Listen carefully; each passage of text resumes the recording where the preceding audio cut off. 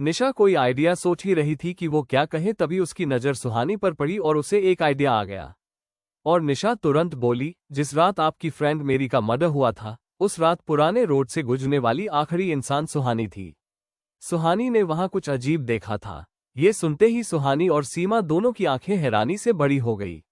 सुहानी निशा को देखकर मन ही मन बोली, क्या ये पागल हो गई है, कुछ भी बोल रही है। वो ये सोच ही रही थी कि तभी सीमा ने सुहानी के पास जाकर कहा, क्या सच में तुम मेरी के मर्डर के बारे में कुछ जानती हो? इससे पहले कि सुहानी कुछ कह पाती, निशा ने बीच में बात काटते हुए सीमा से कहा, मैम हम आपको सब कुछ बताएंगे, लेकिन पहले आपको हमें बताना होगा कि सृष्टि के सुसाइड के पीछे कौन रिस्पॉन्सिबल है। निशा का सवाल सुनकर सीमा बोली, सृष्टि ने सुसाइड नहीं किया था, उसका मर्डर हुआ था। सीमा का जवाब सुनकर सुहानी और निशा दंग रह गए और वो हैरानी से सीमा को देखने लगे। तभी सीमा ने आगे कहा, सृष्टि की बॉडी पर जो इंजरी मिली थी, उससे पता चलता है कि उसे जबरदस्ती फांसी पर लटकाया गया था। तभी सुहानी ने झट से सवाल करते हुए कहा, तो ये बात बाहर क्यों नहीं आई? सीमा ने जवाब देते हुए कहा, क्योंकि शिमला के काफी पावरफुल लोग इस केस को दबाना चाहते थे।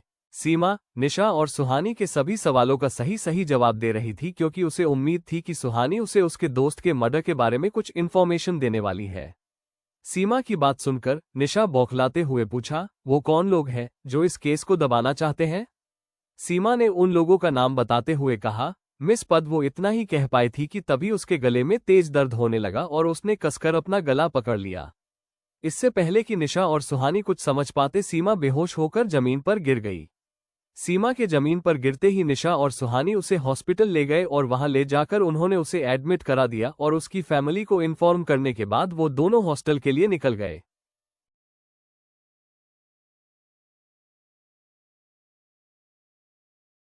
डॉक्टर ने सीमा को किसी भी तरह का स्ट्रेस देने के लिए मना किया था। इस वजह से निशा और सुहानी ने उसे और कोई भी सवाल नहीं किया। रात के 9 बजे निशा और सुहानी रोड पर चल रही थी। चारों तरफ अंधेरा और सन्नाटा था और दोनों अपने अपने मोबाइल की फ्लैशलाइट की मदद से ही रास्ते को देख पा रही थी। तभी सुहानी को अचानक से उसी भारीपन का एहसास हुआ जैसा उस रात पुरानी रोड पर हुआ था।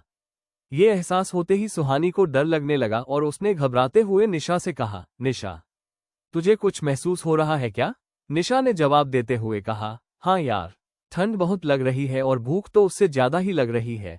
ये सुनकर सुहानी चिढ़ते हुए बोली, अरे वो नहीं इडियट, तुम्हें हमारे आसपास किसी के होने का एहसास नहीं हो रहा है क्या? अगर हमारी वीडियो अच्छी लगी तो लाइक करें और स्टोरी टेलर यूट्यूब चैनल को सब्सक्राइब करें।